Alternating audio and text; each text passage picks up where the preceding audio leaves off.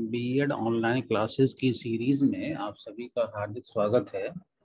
आज इस सीरीज के 12th सेशन के अंतर्गत हम लोग दर्शन के एक पार्ट वेदांत दर्शन है ना, वेदांत दर्शन पर डिस्कशन करेंगे। पिछली बार हम लोगों ने शिक्षा दर्शन वगैरह कंप्लीट कर लिया था, तो आज वेदांत दर्शन स्टार्ट करेंगे, है ना। चलिए स्टार्ट करते हैं।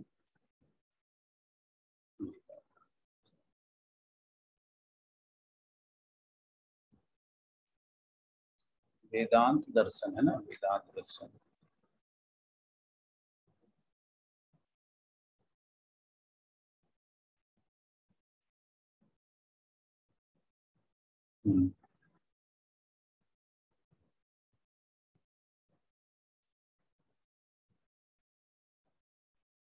देखिए, वेदांत दर्शन जो है, वेदांत दर्शन के बारे में बहुत डेप्थ में पढ़ने से पहले आवश्यक है कि हम लोग ये समझ लें कि वेदांत क्या होता है ना, वेदांत क्या होता है। जब हम इन कॉन्सेप्ट को क्लियर कर पाएंगे उसके बाद ही समझ पाएंगे आखिर वेदांत दर्शन क्या था, है ना। तो जैसे कि आप लोग जानते हो कि हमारा जो प्राचीन साहित्य रहा है, जो प्राचीन काल रहा है, जो वैदिक काल रहा है, उस काल में जो ज्ञान का प्रमुख स्रोत थे या जहाँ पर सर्व ज्ञान जहाँ पर उपस्थित था, उन ग्रंथों को हम लोग वेद कहकर पुकारते थे। वो ग्रंथ क्या कहे जाते थे? वो ग्रंथ जो है वेद बोले जाते थे, ठीक है। और अब थोड़ी बातें ऐसी हैं जो हम लोग कम जानते हैं। जो वेद होते हैं, प्रत्येक वेद को 4 अलग अलग भागों में बांटा जाता था, है ना। जिसमें पहला भाग होता था संहिता, दूसरा ब्राह्मण, तीसरा अरण्यक, चौथा उपनिषद। ये प्रत्येक वेद इन 4 भागों में डिवाइड कर दिए जाते थे।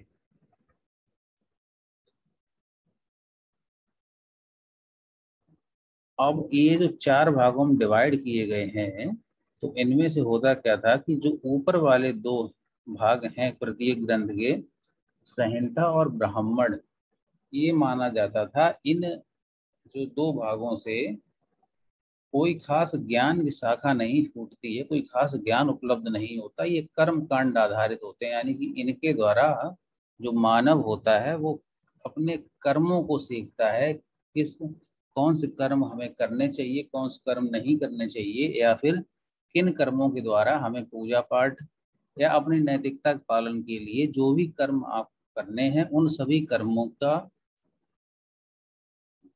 को किस प्रकार से करना है, वो सभी मेंशन होता था प्रत्येक वेद के स्टार्टिंग वाले भाग में, जिसे संहिता और ब्राह्मण कहते थे। इनमें आपके जो डेली कर्म कांड है उनके अलावा जो आपके पूजा पाठ वाले कर्म कांड है, जो त्योहारिक कर्म कांड है, या जो विशेष कर्म कांड है, उन सभी के बारे में इन दोनों मेंशन होता था। इसके बाद आता था अरण्यक। अरण्यक क्या था? ये तो हालांकि यहाँ से तो हमें ज्ञान मिलता था, लेकिन अरण्यक उसे माना जाता था जो ज्ञान, अरण्य मीन्स वैसे वन होता है ना, जो ज्ञान अपने वातावरण जिसमें आप रह रहे हो उससे दूर हटकर जो ज्ञान ग्रहण किया जाए, वो सभी ज्ञान उपस्थित होता था अरण्यक नामक भाग में वेद के। जबकि जो वेद का जो चौथा भाग था उपनिषद, है ना, जो चौथा भाग था उपनिषद, ये भी ज्ञान कांड आधारित था, यानी कि यहाँ से भी ज्ञान की शाखा पूर्ति थी, लोगों को ज्ञान प्राप्त होता था इनके अध्ययन के द्वारा। तो जो उपनिषद वाला भाग है, हमने इस पे हाईलाइट भी किया हुआ है।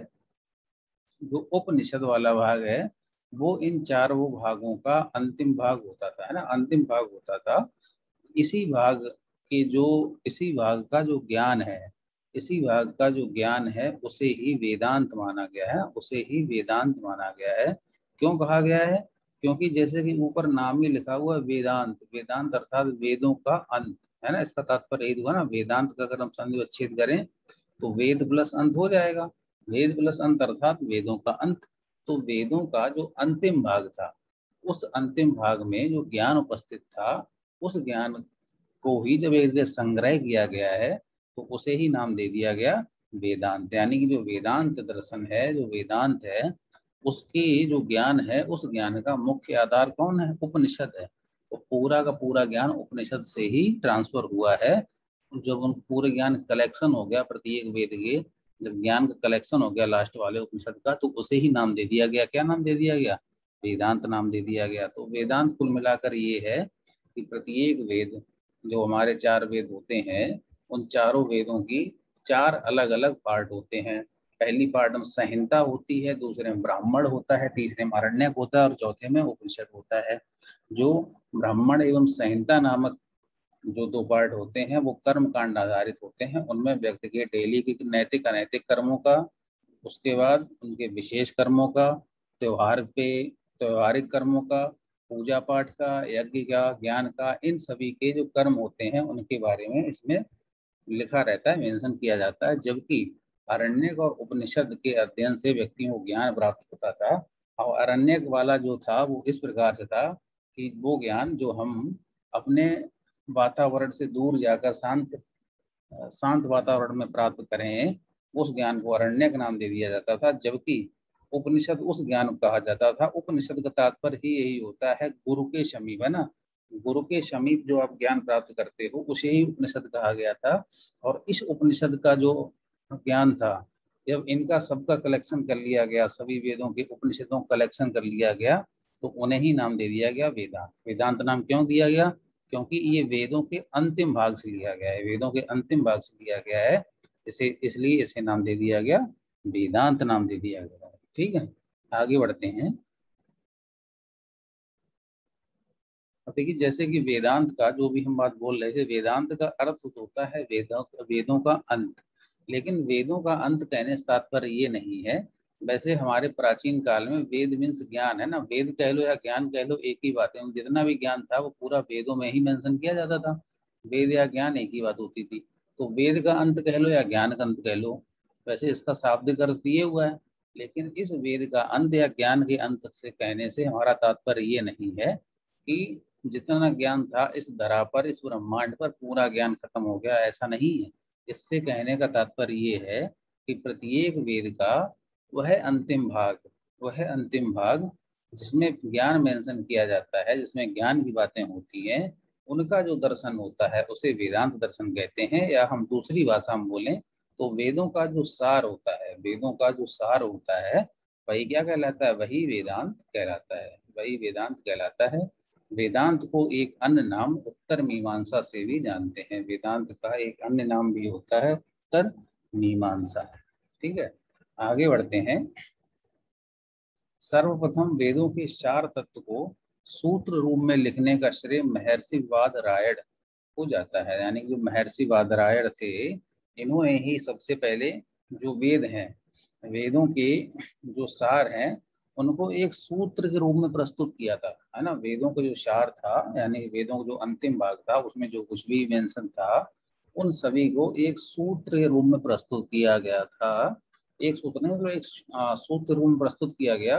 तो जब बहुत सारा ज्ञान था तो बहुत से सूत्र बन गए उससे। तो जब एक कलेक्शन हुआ उन सभी सूत्रों का, तो उससे एक ग्रंथ बन गया और उस ग्रंथ को नाम दे दिया गया ब्रह्म सूत्र। उसे नाम क्या दिया गया? उसे नाम दे दिया गया ब्रह्म सूत्र। उस ग्रंथ को नाम दे दिया गया।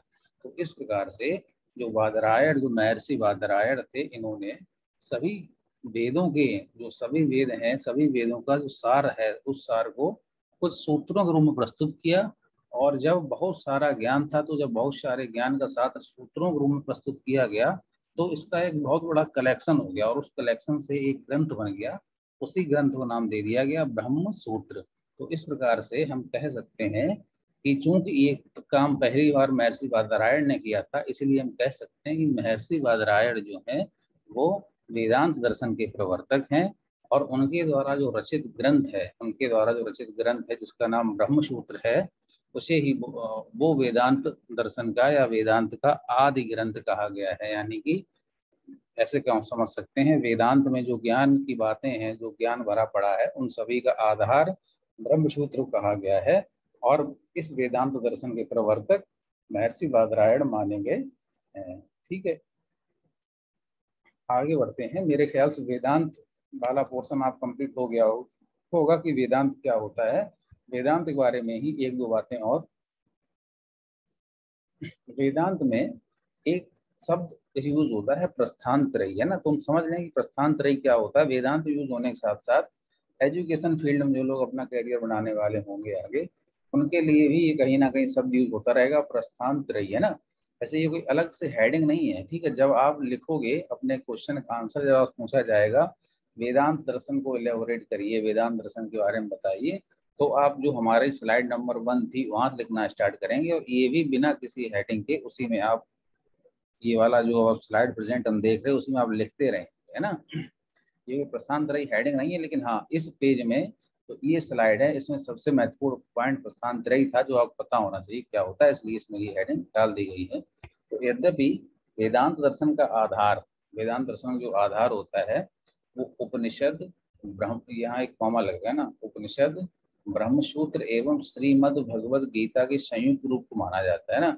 यानी अगर ये कहें वेदांत दर्शन में जो ज्ञान भरा पड़ा है, जो ज्ञान कलेक्शन है, वो ज्ञान कहाँ कहाँ से लिया गया है, तो वैसे तो वो पूरा कलेक्शन उपनिषद से ही है, लेकिन उपनिषद के साथ साथ जब जब महर्षि बादरायण ने उसे शॉर्ट रूम में प्रेजेंट किया तो उसे नाम दे दिया गया ब्रह्म सूत्र दे दिया गया। और जब भी कोई व्यक्ति किसी ज्ञान को अपने शब्दों में एलेबोरेट करता है तो कुछ ना कुछ उसमें प्लस माइनस हो ही जाता है, तो इसलिए इसको उपनिषद एवं ब्रह्मसूत्र साथ साथ श्रीमद् भगवद गीता से भी कुछ ज्ञान की बातें लेकर इसमें इंक्लूड करी गई हैं। तो अगर हम कहें वेदांत दर्शन में जितना भी ज्ञान भरा पड़ा है वो सब कहाँ से आया है, वो सब आया है उपनिषद प्लस ब्रह्मसूत्र प्लस श्रीमद् भगवद गीता के से आया हुआ है।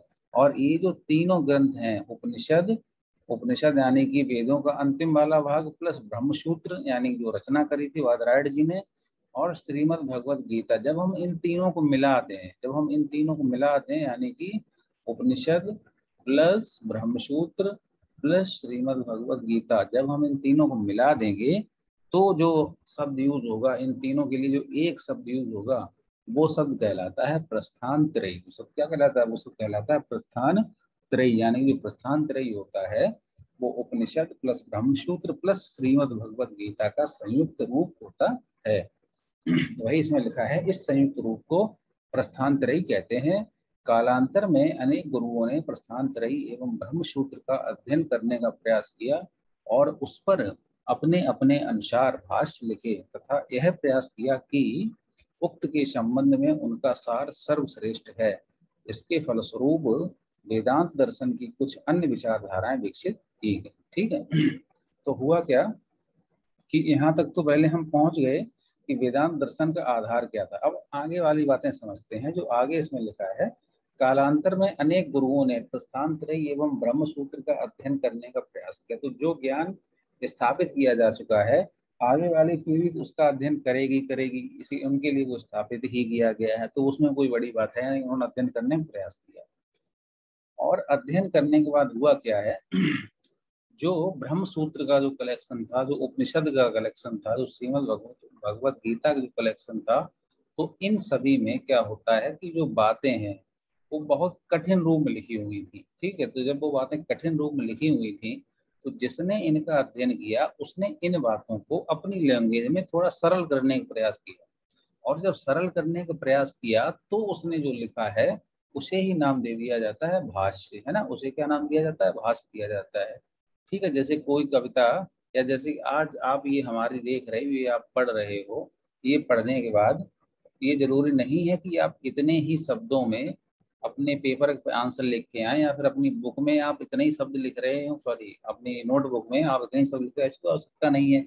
इनमें से जो आप सुटेबल लगेगा वो आप लिख लोगे, और उन्हीं में से कुछ चीजें जब आप कभी टीचर बनेंगे तो अपने स्टूडेंट को बता देंगे।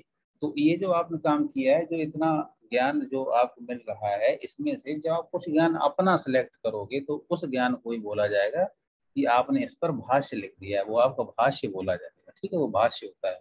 तो जो बादरायण जी ने जो ब्रह्मसूत्र का प्रतिपादन किया था, जो प्रस्थान त्रयी थी, इन सभी को पढ़ना सबके बस की बात नहीं थी। तो जिन गुरुओं ने इनको पढ़ा हुआ था, उन गुरुओं ने इनका जो निचोड़ है वो अपनी भाषा में देने का प्रयास किया था, अपने तरीके से देने का प्रयास किया था। उसी तरीके को कहते हैं भाष्य, है ना। अपने तरीके से देने के प्रयास में जो ग्रंथ लिखा उसे भाष्य नाम दिया जाता है, उसे भाष्य कहा जाता है। तथा उन्होंने यह प्रयास किया है कि इस संबंध में जो उनका अपना विचार है वो विचार सर्वश्रेष्ठ है, पहले से भी अधिक।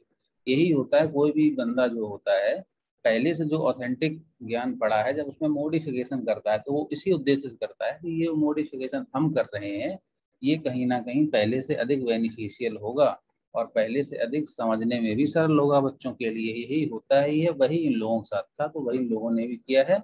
और जो इन्होंने भाष्य प्रस्तुत किए, तो उन भाष्यों से क्या हुआ है कि दर्शन, जो वेदांत दर्शन था, उसकी कुछ विचारधाराएं और अधिक विकसित हो गई। हालांकि वेदांत दर्शन अपने आप बहुत ब्रॉड एक एरिया है, अब उसके अंदर भी कुछ विचारधाराएं विकसित हो गई हैं। तो हम उनके बारे में अध्ययन करते हैं, वेदांत दर्शन की कौन कौन सी विचारधाराएं विकसित हुई।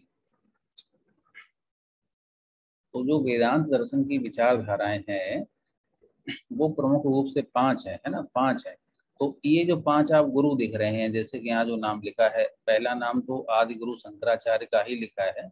आप लोगों ने भी इनका नाम बहुत सुना होगा। शंकराचार्य जी ने काफी कुछ योगदान किया है ज्ञान को स्थापित करने में। तो सबसे पहले शंकराचार्य जी ने उनके उस जो उनका ग्रंथ था ब्रह्मसूत्र, उसको पढ़ा हो या जैसे उसका ज्ञान ग्रहण किया हो, भाई हमें पता नहीं, पहले तो ज्ञान तपस्या करके भी मिल जाता था जैसे मिला, ठीक है। तो इन्होंने पहले पूरा ज्ञान लिया और पूरा ज्ञान लेने के बाद इन्होंने उसको अपनी लैंग्वेज में, जो उनका अपना वो ब्रह्म सूत्र था, जो प्रस्थानत्रयी थी, उसको अपनी लैंग्वेज में कन्वर्ट कर दिया। तो अपनी लैंग्वेज में कन्वर्ट करने के बाद जो भाष्य बना उसे नाम दे दिया गया शारीरिक भाष्य, है ना, वो कहा गया आपका शारीरिक भाष्य। और ये शारीरिक भाष्य जो है, इसका जो मेन कॉन्सेप्ट है वो ये है कि जीव एवं ब्रह्म एक है, कि जीव एवं ब्रह्म एक है, यानी कि जो जीव है और जो ब्रह्म है वो दोनों एक ही हैं। ऐसा नहीं है कि ब्रह्म ईश्वर है और जीव एक साधारण सा जीवन जीने वाला एक साधारण सा कोई मनुष्य है, ऐसी बात नहीं है। उन्होंने ये बोला है कि जीव एवं ब्रह्म एक है, यानी कि प्रत्येक जीव में ब्रह्म का निवास होता है। ऐसा इन्होंने सिद्धांत प्रस्तुत किया अपने भाष्य में। और इस सिद्धांत को प्रस्तुत करने के बाद इनकी जो विचारधारा है उसे नाम दे दिया गया अद्वैत वेदांत। अद्वैत वेदांत नाम दे दिया गया। अद्वैत वेदांत नाम क्यों दिया गया? इसलिए दिया गया है कि देखो, द्वैत, द्वैत मीन्स होता है दो, जहां पर दो पार्ट बताए जाएं। द्वैत मीन्स क्या होता है? दो, यानी कि जहां पर आपको दो एलिमेंट बताए जाएं वो बोला जाएगा द्वैत। अब इन्होंने क्या किया, एलिमेंट दो होते थे पहले। एक जीव होता था, यानी जो प्राचीन काल था उसमें जो साधारण मनुष्य थे उन्हें जीव माना जाता था, और जो ईश्वर होता था उसे ब्रह्मा माना जाता, दो होते थे। लेकिन इन्होंने क्या किया, इन्होंने ये नहीं कहा कि जीव और ब्रह्मा अलग, उन्होंने ये जीव और ब्रह्मा एक ही है, प्रत्येक जीव के अंदर ब्रह्मा का निवास होता है। उन्होंने दोनों को एक मान लिया, और जब दोनों को एक मान लिया तो ये द्वैत नहीं रहा, फिर ये अद्वैत बोल दिया गया। यानी केवल एक ही एलिमेंट उन्होंने माना है, और वो एलिमेंट ये माना है कि जीव एवं ब्रह्म एक है, यानी कि प्रत्येक जीव अपने आप में ब्रह्म है, उसके अंदर भगवान का स्वरूप होता है, ऐसा इनका मानना था। आगे बढ़ते हैं।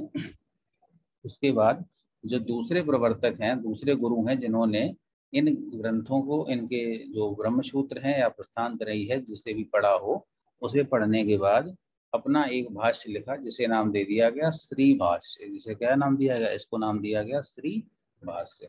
और जो श्री भाष्य है उसमें ये बताया गया है, जीव एवं ब्रह्म एक होते हुए भी दो हैं, जीव एवं ब्रह्म एक होते हुए भी दो हैं।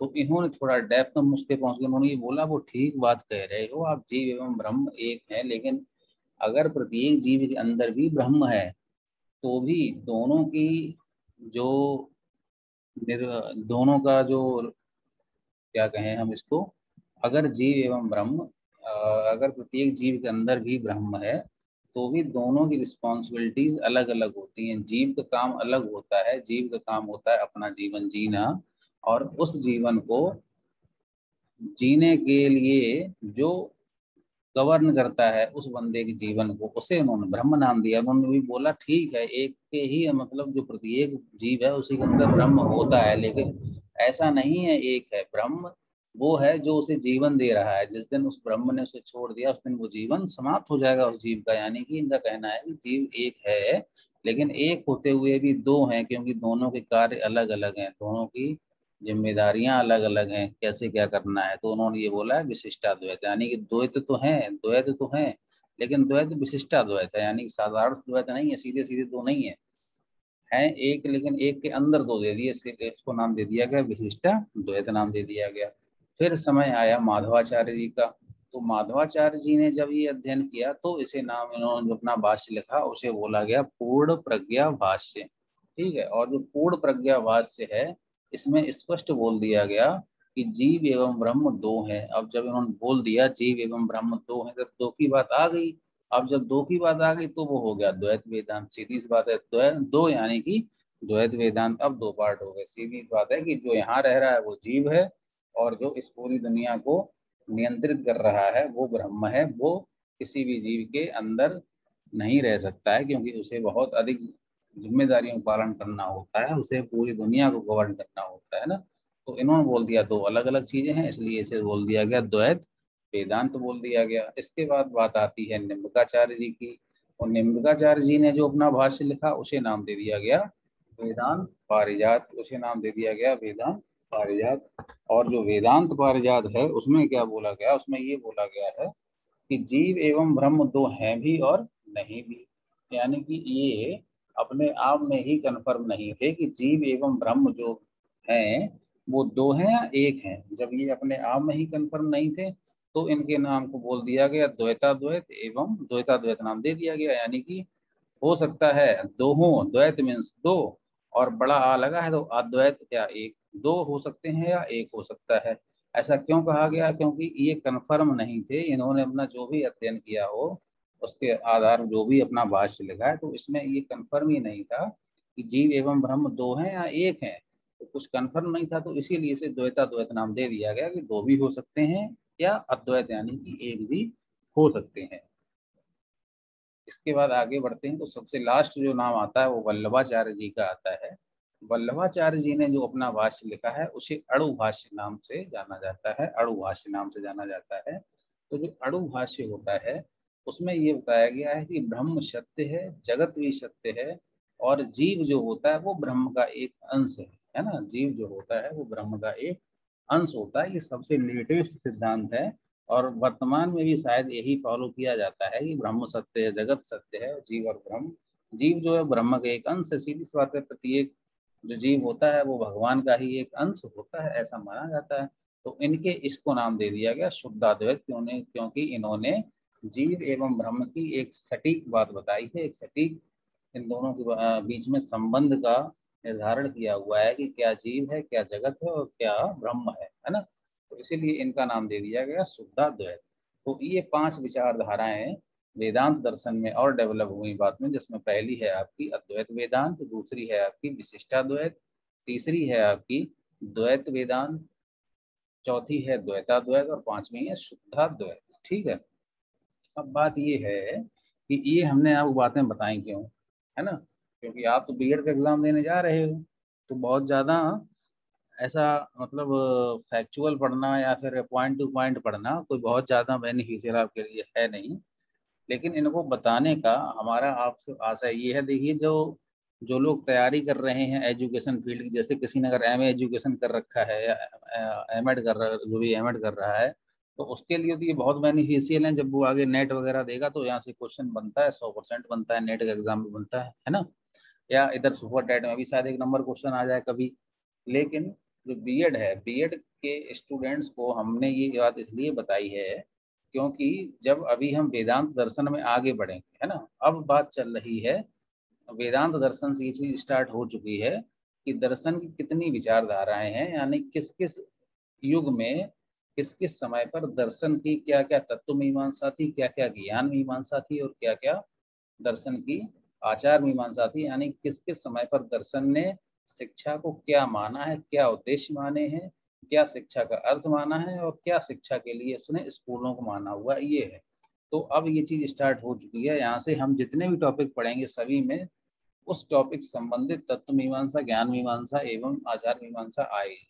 तो जब इसमें ये चीज आएगी तो हमने पढ़ रहे हैं केवल वेदांत, लेकिन जब हम आगे बढ़ेंगे तो कहीं कहीं हम शब्द कर देंगे अद्वैत वेदांत, कहीं शब्द यूज होगा शंकराचार्य, क्योंकि इनमें जितने भी ये आए हैं कॉन्सेप्ट जो, तो चूंकि सबसे पॉपुलर शंकराचार्य ही हैं, सबसे पॉपुलर शंकराचार्य जी हैं, तो इसलिए मोस्टली इन्हीं का नाम यूज होता है। हालांकि कॉन्सेप्ट वेदांत दर्शन का दिया है बादरायण जी ने, लेकिन सबसे पॉपुलर जो है इन सभी में से शंकराचार्य हैं, तो बार बार इनका नाम यूज हुआ। तो फिर आप लोग सोचोगे कि सर बताया था बादरायण, अब बार बार बात आती है शंकराचार्य की, या बताया था वेदांत, अब आप कभी कभी बोल देते हो अद्वैत वेदांत, कभी कभी बोल देते हो द्वैत वेदांत। ठीक है। तो इनसे प्रॉब्लम क्रिएट होएगी, इसलिए पहले हमने सोचा ये चीज हम क्लियर कर दें कि वेदांत दर्शन की कितनी विचारधाराएं हैं। और अगर आप क्लियर करके अगर आप ये चीज़ें अपने मस्तिष्क में रख पाएँ, अगर आप इसे पेपर मेंशन कर दें, तो इस बात की गारंटी है कि अगर इससे संबंधित क्वेश्चन आएगा तो एग्जामिनर उसे बहुत डेप्थ में पढ़ना पढ़ के आपको मैक्सिमम नंबर उस क्वेश्चन का आंसर दे देगा जो आप जिसमें आप इन चीज़ों को इंक्लूड कर देंगे, है ना। तो इसलिए इनको याद रखिएगा और आगे फिर काम में आने वाली ही हैं। बाकी हम जो आगे वाले टॉपिक पढ़ेंगे तो उनमें से एक दो शब्द यहाँ से यूज होते रहेंगे, इसलिए हमने पहले आपको इन सभी शब्दों से अवगत करा दिया है ना। तो आज के लिए बस इतना ही रखते हैं, क्योंकि थोड़ा नया टॉपिक है, थोड़े नए शब्द हैं, थोड़ा थोड़ा करके हम लोग पढ़ेंगे। बाकी हम इसके आगे वाला पार्ट अपनी कल की क्लास में डिस्कस करेंगे। Thank you.